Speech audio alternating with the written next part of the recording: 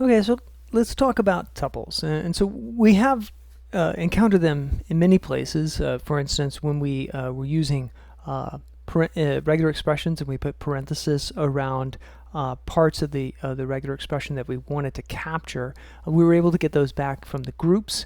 And also, we used zip in the CSV chapter to talk about zipping like the headers and the fields of a delimited text file together, and that returned those values as a list of tuples. And we just saw in the previous chapter with enumerate. Enumerate takes a list and returns a list of tuples that gives us the index values and the elements from that list. So we've seen tuples a lot, and they're essentially immutable lists, and they look very similar to lists. The items are separated by commas, and so actually just whenever you put two values separated by commas like this, you've actually created a tuple.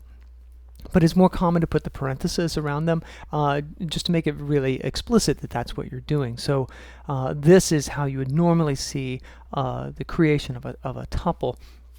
And we can assign this to a variable called state. and the type of state here would be a tuple. It's just like assigning it to a list. And so the difference here is that a tuple, the elements are separated by commas, but they're surrounded by parentheses. And if this were a list, these parentheses would be square brackets, and we would the type of state would therefore be a list. But since they are essentially lists, we can get at the values with positional elements. So state 0 is the cell 1, and state 1 is the player X. And one of the things that you get from a tuple is that you can't directly modify, just the way we can't directly modify an element in a string this way. We can't change state at 1 to be O. And so you might be thinking, well, why do we want to use this? Well, stick with me. We're going to get there. With that list that we were looking at, all of these things, if we stick all of these into a tuple, we're now going to have to remember, let's see, 1, 2, 3, 4, 5, 6 different elements, and we have to remember which one is which. Is the quit flag, is that in position 3 or is it offset 1? And it's going to be a real problem. So there is this ability in Python to use this type called a named tuple, where we still have the underlying data structure is still a tuple, but we can assign names to the positions, and now we can access them by a field name rather than a position, which is pretty cool. And so it comes from this module called collections, and we import the named tuple. And if we, the way to create this is essentially what we're creating is a way to create the name tuple. We're creating this, it's going to essentially give us like a function, a new class, a new type that we're calling state, and it's going to have the fields of cell and player. And I'm just building upon the previous name tuple structure, the tuple structure we saw earlier. Ours is going to have many more fields than this. But to start off, let's just think about cell and player. And what this is going to create is a new type. So the type of this state, and I put it in uppercase because it's common. This is basically a class name. It's common for these to be uppercase to sort of distinguish them. At least in my code, this is the way I would write it typically. So I look at that state and I think, oh, that's not just some variable. That's actually like something that will generate a state for me. And so I use it in this way to generate a state that has the values 1 and X for cell and player.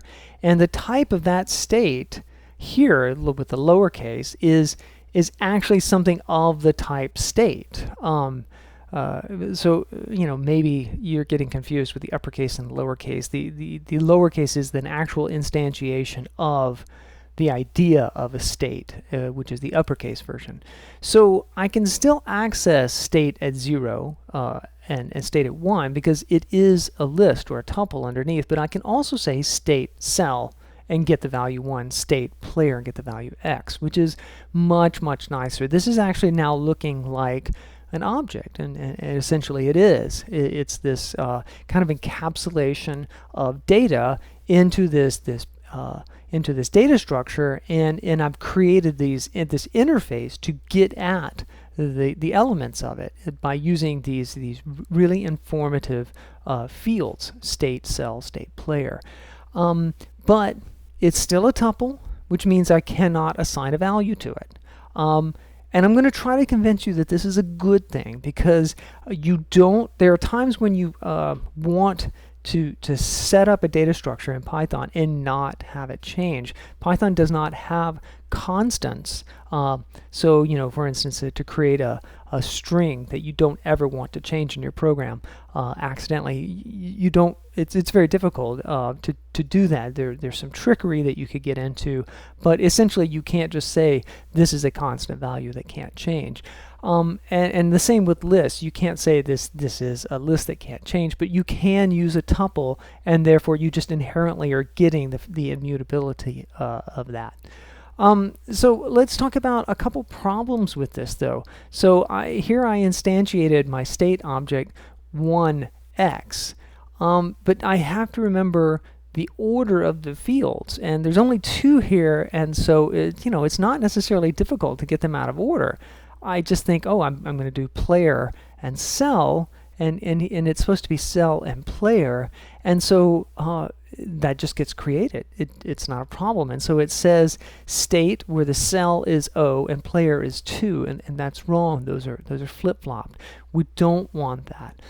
So rather than using the positional state like this, the positional parameters, we can give them names. So this is very much like thinking about getargs and argparse and working with your program from the outside. We can give positional arguments, but we have to remember what their order is. And so rather than that, on the command line, I think it's often better to have things as named options. And so it's the same kind of idea. Here we're using positional parameters to state, and here we're being explicit by saying player is 0, cell is 2, and now we can give them in any order, and we don't have to worry about changing them up. So that's pretty good. I don't think I've yet convinced you probably why this is a better data structure. So let's just keep talking about this.